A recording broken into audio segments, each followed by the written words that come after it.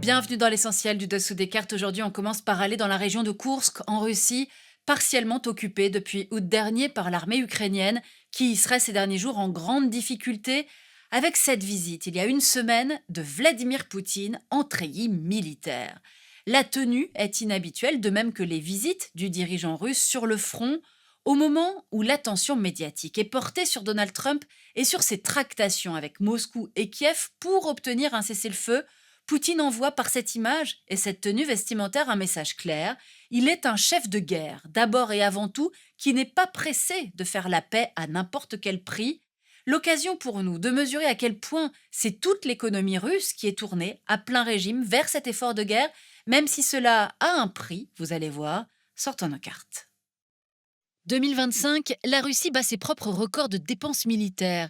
Près de 40% du budget fédéral est consacré à la défense et la sécurité nationale, soit presque 10% du PIB. Moscou prévoit de recruter 350 000 militaires supplémentaires pour atteindre un total de 1,5 million de soldats et d'officiers. En parallèle, 15% de la population russe vit sous le seuil de pauvreté et le salaire moyen est de 75 000 roubles, environ 820 euros. Aussi, quand le gouvernement russe propose aux soldats un salaire minimum de 210 000 roubles, soit un peu plus de 2 300 euros, la rémunération est plus qu'attractive. Mais elle a aussi un coût pour l'État russe, qui ne cesse d'augmenter les impôts pour les particuliers comme pour les entreprises. Alors regardons maintenant comment l'économie russe vit avec les sanctions.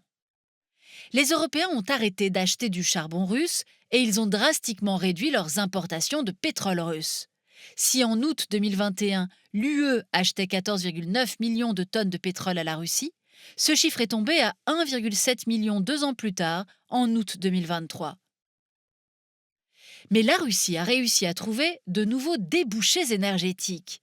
La Chine et l'Inde sont devenus les principaux clients de Moscou. En 2023, 58% des exportations du pétrole russe ont été dirigées vers les deux géants asiatiques.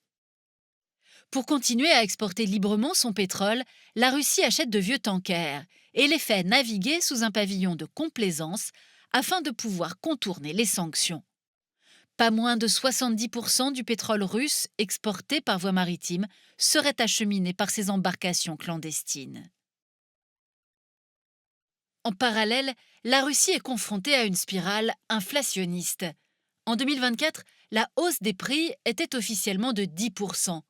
Et ce sont les classes moyennes et populaires qui en payent le prix fort.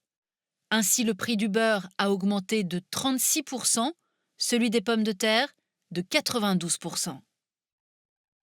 L'économie russe est donc résiliente, on l'aura compris, mais cela a un coût pour la population, raison pour laquelle Poutine n'a rien contre le fait de profiter du retour de Trump pour sortir de son isolement, mais à ses conditions. Voilà l'essentiel du dessous des cartes, c'est fini pour aujourd'hui. À bientôt.